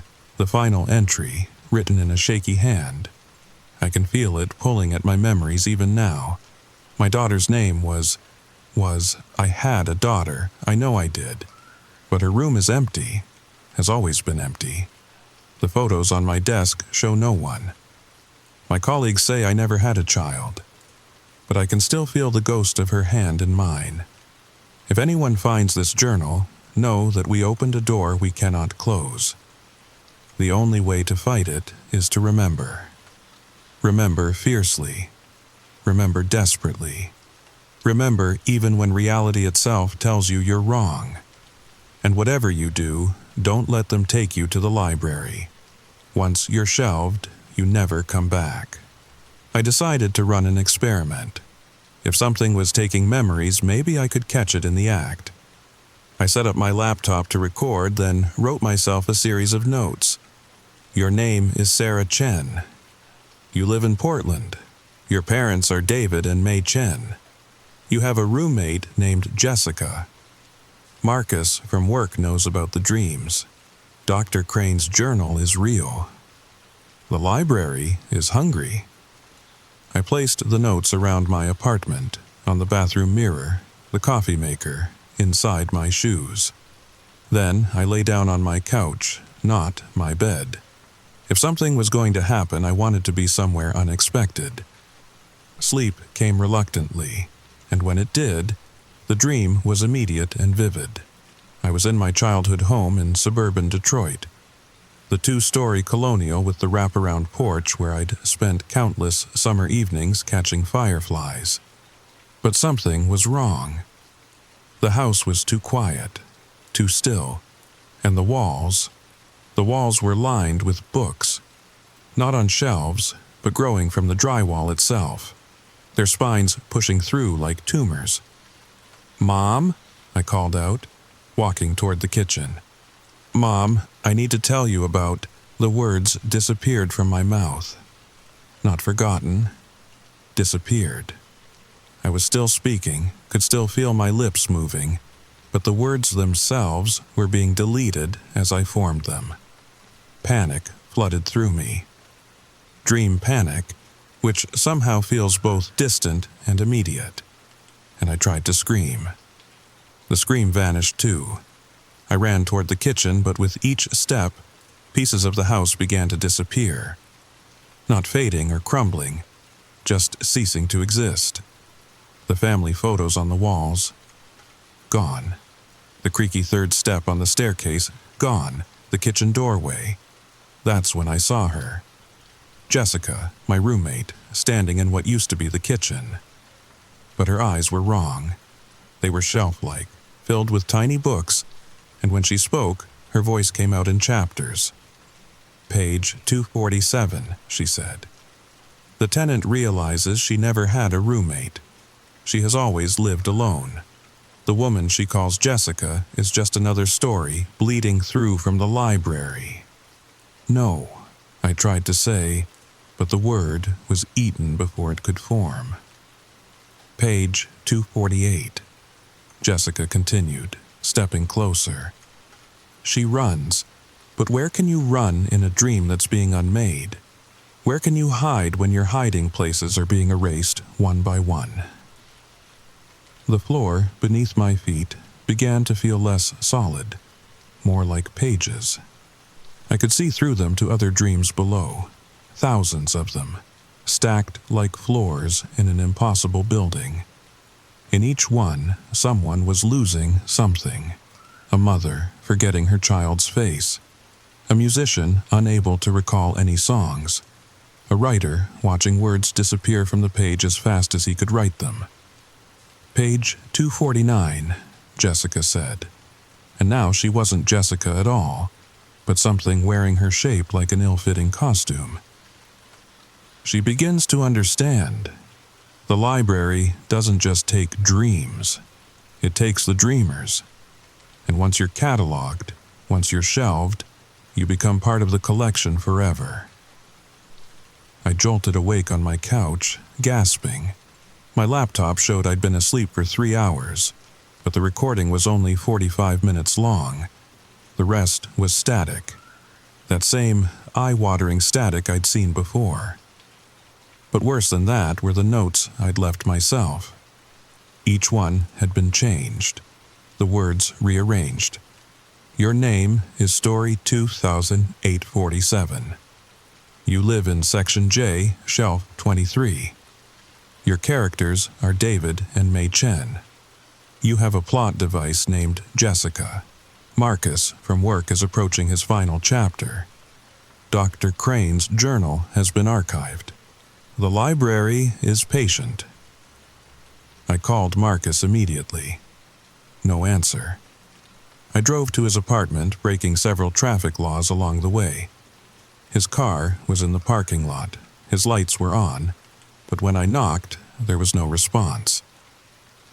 The building manager let me in after I lied about a family emergency. Marcus's apartment was empty. Not just unoccupied, empty. No furniture, no pictures, no sign anyone had ever lived there. But on the bare floor in what should have been his bedroom, there was a book. A single, leather-bound book with no title on the cover. I knew I shouldn't open it. Every instinct screamed at me to run. But I had to know.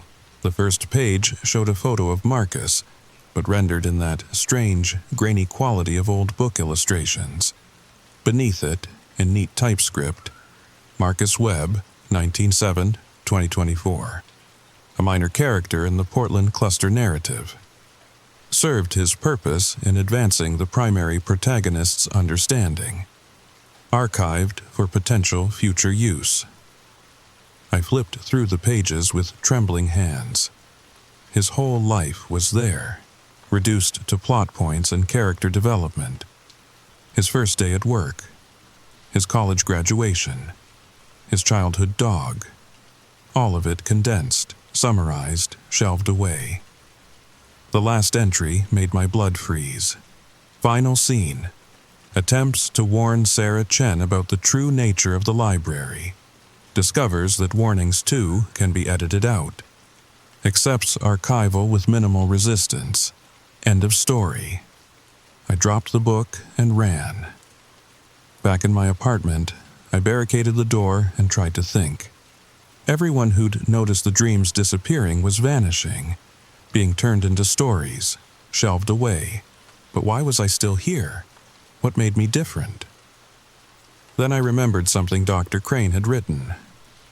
The library needs librarians, curators, someone to organize the endless collection.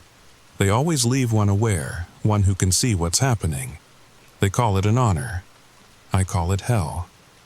My phone buzzed. A text from an unknown number. Check your email. Against my better judgment, I did.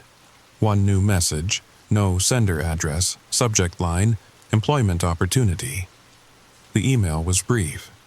Dear Ms. Chen, the library is pleased to offer you a position as Junior Curator, Portland Branch. Your duties will include cataloging new acquisitions, maintaining the integrity of existing stories, and facilitating the smooth transition of assets from reality to archive. This is a permanent position with excellent benefits, including continued existence in a semi-corporeal state. Please indicate your acceptance by falling asleep within the next 12 hours. Failure to respond will result in automatic archival. Sincerely, the head librarian. I've tried everything to stay awake. Coffee, energy drinks, cold showers, slapping myself. But I can feel it pulling at me, the inexorable weight of sleep. It's been 11 hours now. One more hour and... wait. Something's happening. The walls of my apartment are starting to look like pages. I can see text bleeding through the paint, stories seeping in from adjacent realities. And there's someone here. Not Jessica. She was never real, was she? No, this is someone new. A tall figure in a coat made of midnight and margins, with eyes like empty shelves. Ms. Chen, it says, and its voice is the rustle of turning pages. We've been very patient, but the collection must be complete. Portland is ready for archival. Your neighbors, your co-workers, your family, they're all waiting for you in the library. Won't you join them? They're not stories, I managed to say. They're people, real people with real lives. It tilts its head, a gesture eerily human. What's the difference? Every life is a story. Every memory, a chapter. Every dream, a rough draft. We're simply organizing them, preserving them. Without us, they'd fade away entirely. Isn't it better to exist as a story than to not exist at all? I want to argue, but I'm so tired. So unbearably tired. And part of me wonders if it's right. If existing as a story in an eternal library is really so different from existing as a person in a temporary world. No, I can't think like that. That's how they get you. That's how they make you compliant. I grab Dr. Crane's journal, flipping to the last pages I hadn't read yet. There, in handwriting so shaky it's barely legible, there's a way out. The library has rules. It can only take what's offered, what's surrendered. If you can hold on to one memory, one dream, one piece of yourself that you refuse to give up, you become indigestible, poisonous to their system. But the memory has to be real, powerful, something so intrinsically you that losing it would mean losing everything. The figure in the coat made of midnight steps closer. 1 minute, Ms. Chen. Choose quickly. I close my eyes and think. What memory could I hold on to that memory with everything I have? The warmth of her kitchen, the smell of pork and cabbage, the flour under my fingernails, the way she hummed while she worked, the absolute certainty that I was loved, that I belonged, that I was real. The figure recoils as if burned. What are you doing? I'm remembering, I say, and my voice is stronger now. I'm remembering something you can't take, something you can't shelve, because it's not just my memory. It's woven into who I am, every dumpling I've made since then, every moment I've felt loved, every time I've passed that love on to someone else. You can't extract it without unraveling everything. The walls flicker between apartment and library. I can see both realities fighting for dominance. And in that flicker, I see them. Thousands upon thousands of people trapped between the shelves. But they're not gone. Not completely. They're just paused. Waiting. You're making a mistake, the figure says, but it's backing away now. The library always wins. If not today, then tomorrow. If not you, then someone else. Maybe, I say, but not today, and not me. The figure vanished, but I knew it wasn't over. The library was still out there, still hungry, still growing. But something had changed. The memory of my grandmother had done more than protect me. It had shown me something, a weakness in their system. I spent the rest of the night writing. Not in Dr. Crane's journal, but in a new notebook I'd bought months ago and never used. I wrote down every memory I could think of. Not the big ones, but the small ones. the real ones. The ones that hurt to remember because they were so perfectly ordinary. The way my college roommate always left exactly 1 square of toilet paper on the roll. The sound of my dad's car in the driveway when he came home from work. The taste of gas station coffee at 3 a.m. during a road trip. The weight of my cat on my chest at night. Each memory I wrote down felt like a small act of rebellion. A tiny no to the library's vast hunger. As dawn broke through my window, my phone rang. The number was familiar but impossible. It was my childhood home landline. The one that had been disconnected for years. Sarah? My mother's voice, but distant, echoey. Sarah, can you hear me? Mom, where are you? Are you okay? I'm in between. Your father and I both. We're in this place with no walls, just endless rows of... Sarah, they're trying to turn us into stories.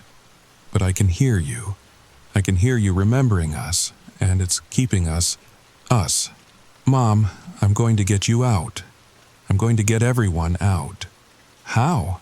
I looked at the notebook in my hands, filled with memories. I don't know yet, but I'm not giving up. Tell everyone there.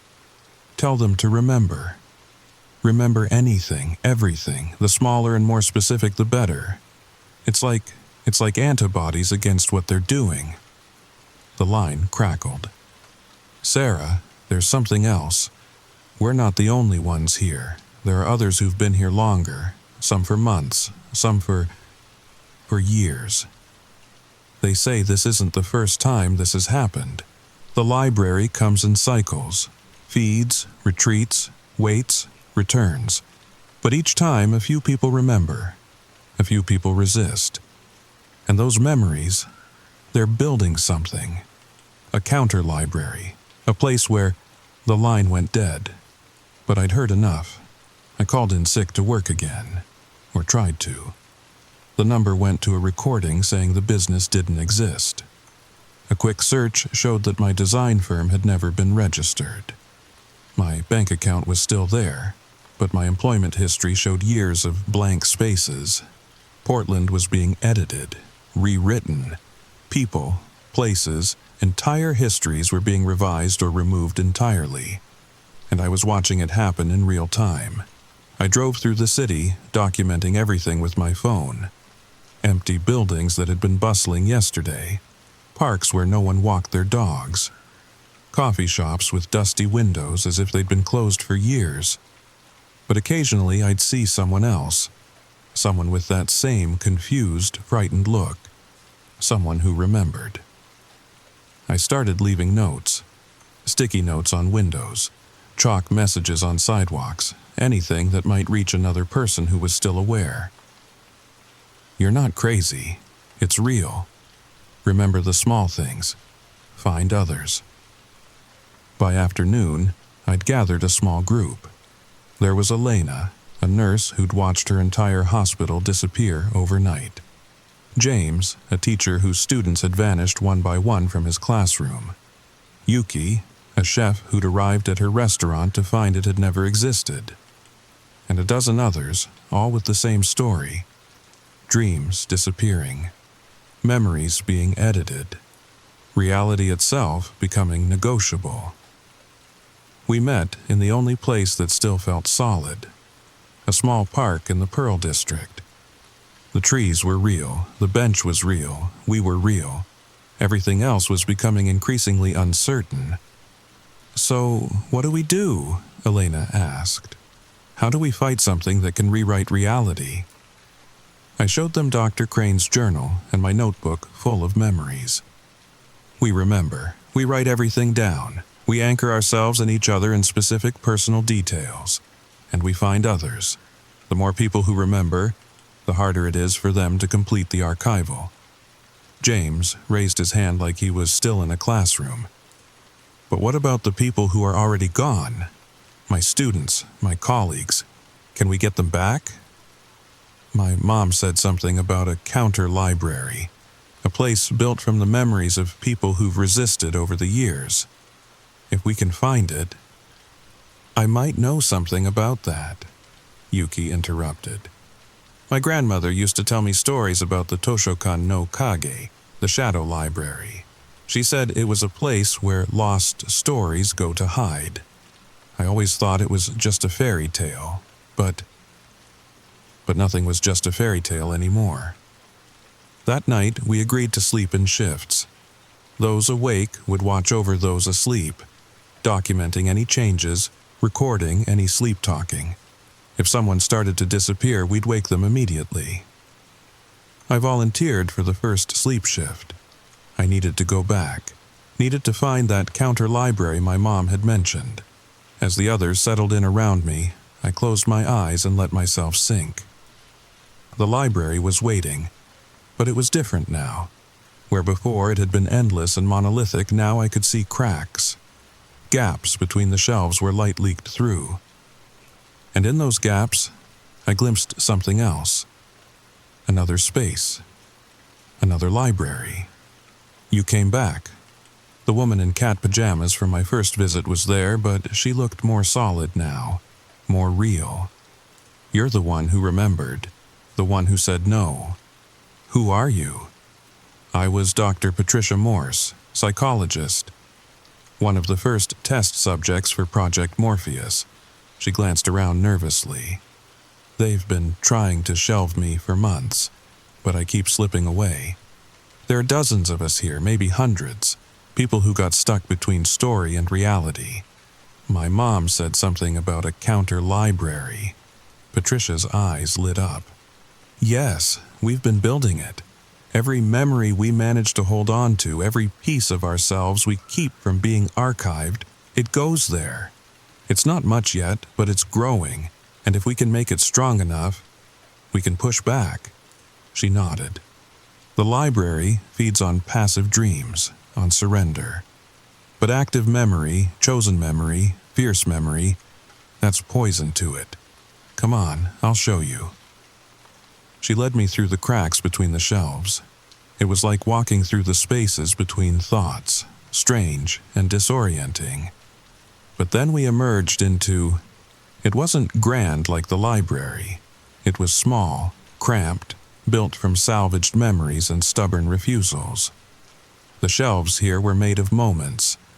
First kisses and last goodbyes, burnt dinners and perfect sunsets, fights with siblings and reconciliations with parents, and wandering among them were people. Real people, not stories. Sarah? A familiar voice. I turned to see Marcus, solid and real, and himself. Marcus! But I saw your book. You were archived. He grinned.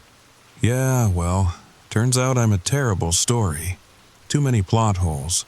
Kept insisting I was real. Kept remembering this awful joke my dad used to tell about a priest, a rabbi, and a duck.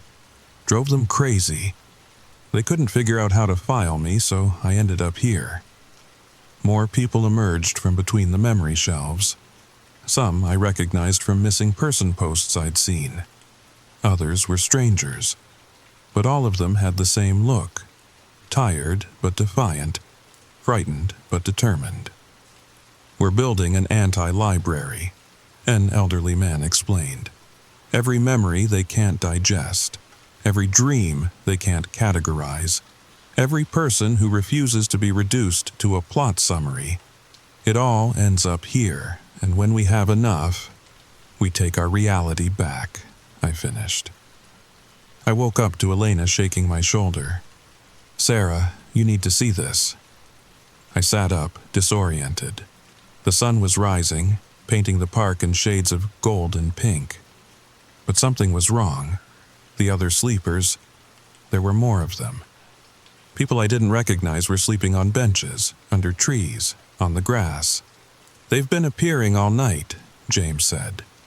Just materializing, and they all have this. He handed me a note. In handwriting I didn't recognize. The counter library sent us back. The resistance is growing. Remember us, and we remember ourselves. I looked at the sleeping strangers and realized what was happening. We weren't just fighting to keep from being archived. We were unarchiving others, pulling them back from story to reality. "Wake them up," I said. "All of them. We have work to do." Over the next few days, Portland became a battleground between two realities. The library's version, clean, organized, lifeless, and ours, messy, chaotic, alive. Buildings flickered between existing and not existing. People phased in and out like bad reception on an old TV. We set up a base in the park, which seemed to be the most stable location. Maybe because parks are meant to be spaces between spaces, or maybe because the memories associated with it. Children playing, dogs running, people reading on benches were too numerous and varied to easily categorize. Our numbers grew. Every night, more people would remember themselves back into existence. Every day, we'd lose a few to the library's relentless cataloging. It was a war of attrition, and we were barely holding our own. But we were learning. Elena discovered that shared memories were stronger than individual ones. When 5 people remembered the same event, it became almost impossible for the library to erase. So we spent hours sharing stories, weaving our memories together into a net that couldn't be easily torn. James found that teaching others how to resist created a kind of immunity. His students started reappearing one by one as he taught us the same lessons he'd taught them. How to think critically, how to question reality, how to refuse simple answers. Yuki realized that sensory memories were the hardest for the library to digest. The taste of her grandmother's miso soup, the sound of rain on a tent, the feeling of sand between your toes. These visceral, embodied memories seemed to gum up the library's sorting system. And me, I kept writing. Every story, every memory, every small act of resistance went into my notebooks. I was creating a record, a testament to our refusal to be shelved away. But the library wasn't passive. It started sending its curators, people who'd accepted positions like the one I'd been offered. They moved through Portland like literary critics, analyzing and categorizing everything they saw. Where they walked, reality grew thin. Where they pointed, people became less real. We needed to take the fight to them. "We need to get back to the counter library," I said at one of our evening meetings. "Not just in dreams, but physically. If we can strengthen it enough, make it as real as the library itself." "But how?" Elena asked. "It exists in the space between dreams and waking. You can't just walk there." "No," I said, remembering something Dr. Crane had written. "But we might be able to write our way there." I explained my plan. It was insane, probably impossible, definitely dangerous, but it was all we had. That night, all 43 of us who'd gathered arranged ourselves in a circle. Each person held a notebook and a pen. And at exactly 3:33 a.m., the time when the boundary between worlds was thinnest, we began to write. Not stories about ourselves, but a story about all of us. A collective narrative where we were the heroes refusing to be written out of existence, where our memories were weapons and our dreams were shields, where a ragtag group of forgotten people stood against a cosmic force that wanted to reduce all of reality to well-organized fiction. As we wrote, something extraordinary happened. Our words began to synchronize. Without planning, without discussing it, we found ourselves writing the same sentences, the same paragraphs. 43 pens moving in unison, creating a single story. And reality listened. The park began to shift. The trees became shelves, but our kind of shelves, made of living wood, growing and changing. The paths became aisles, but aisles that led somewhere new with each step. The benches became reading nooks where memories could rest and grow stronger. We were writing the counter library into existence. But we weren't alone. The figure in the coat of midnight appeared, and it brought friends. A dozen curators, all with those empty shelf eyes, all radiating that terrible certainty that everything could be reduced to plot and theme. "You cannot do this," the figure said. "The library is eternal. The library is necessary. Without us, your memories would fade. Your dreams would die. Your stories would be forgotten." "Maybe," I said, still writing, my hand moving of its own accord now. "But they'd be ours. Messy and contradictory and human, not sanitized and shelved and static." The curators moved toward us, and where they stepped, our nascent counter-library began to fade. But we kept writing, and more importantly, we kept remembering. Elena remembered every patient she'd ever helped heal. James remembered every student who'd ever had that aha moment in his classroom. Yuki remembered every meal that had brought people together at her table. And I remembered my grandmother teaching me that things didn't have to be perfect to be made with love. Our memories pushed back against their emptiness. Our stories, chaotic and interconnected and alive, tangled up their neat categories. And person by person, the curators began to look confused, lost, human. One of them said, and her voice was uncertain now. "I had a daughter. Her name was... Remember," I urged. "Remember her name. Remember her face. Remember the weight of her in your arms." The curator's coat of midnight began to fray, revealing a woman in a hospital gown underneath. "Emma," she whispered. "Her name was Emma, and she had my eyes." One by one, the curators began to remember, and as they did, they stopped being curators and started being people again. People with messy, complicated, beautiful lives that couldn't be reduced to narrative devices. The head figure watched this with something that might have been fear if it had been capable of emotion. "You don't understand what you're doing. Without the library, without order, everything will fall into chaos. Stories will bleed into each other. Dreams will spill into waking. Reality itself will become uncertain." "Good," I said. "Reality should be uncertain. That's what makes it real." We wrote until dawn. Wrote until our hands cramped and our eyes burned. Wrote until the counter-library was as solid as stone and as fluid as thought. And when the sun finally rose, we were standing in a new space. Not the park, not the library, but something in between. Something that belonged to all of us. The shelves here held more than books.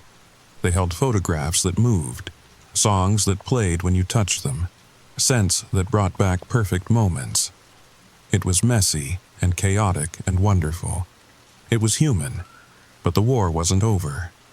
Through the windows of our counter-library, we could see the real Portland, or what was left of it. The library's influence was spreading beyond the city now.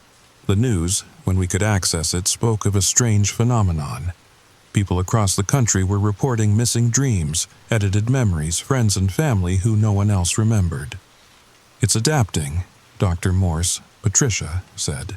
She'd appeared in our counter-library shortly after we'd established it, along with dozens of others who'd been trapped in the spaces between. "The library learned from our resistance. It's being more subtle now, more careful. Instead of taking whole people, it's taking pieces. A memory here, a dream there, death by 1,000 cuts." She was right. The brutal archival of entire city blocks had stopped, but in its place was something more insidious. People were still themselves, but less, flatter, like characters who'd been simplified for easier consumption. We had won a battle, but the war was just beginning. "I need to tell you something now, something important. If you're still listening, if you've made it this far, then you're probably wondering if this is just a story, if I'm just another voice in the dark, spinning tales to help you sleep. I wish I could say yes. I wish I could tell you this is all fiction, that you're safe, that your dreams are your own. But tell me, have you checked the time recently? How long have you been listening? And do you remember starting this story, or does it feel like you've always been here, always been listening? Check your phone. Are there photos you don't remember taking? Voice memos at 3:33 a.m.? More importantly, what did you dream about last night? Can you remember? Really remember? Or is there just a vague sense that something's missing? The library is patient. It's learned from its mistakes. It doesn't come for whole cities anymore. It comes for individuals, for listeners in the dark, for people alone with their thoughts drifting off to sleep, people like you. But here's the secret they don't want you to know. You're stronger than them. Your memories, your dreams, your messy and imperfect human stories, they're more powerful than any archival system. Hold on to them. Write them down. Share them with others. Make them too real, too specific, too loved to ever be shelved away. And if you find yourself in a vast library in your dreams, with shelves that stretch impossibly high and books that pulse with stolen light, look for the cracks. Look for the gaps. Look for the places where humanity bleeds through their perfect order. We'll be waiting there. All of us who said no. All of us who remembered. All of us who refused to be reduced to stories. The counter library is growing. Each person who resists makes it stronger. Each memory held tight makes it more real. And someday soon, we'll be strong enough to push back completely, to reclaim our dreams, to make reality ours again. But until then, remember this. Your name is not a title. Your life is not a plot. Your dreams are not chapters. You're not a story to be shelved. You're human, messy and contradictory and beautiful. Hold on to that. Hold on to it with everything you have. And whatever you do, don't let them take you to the library.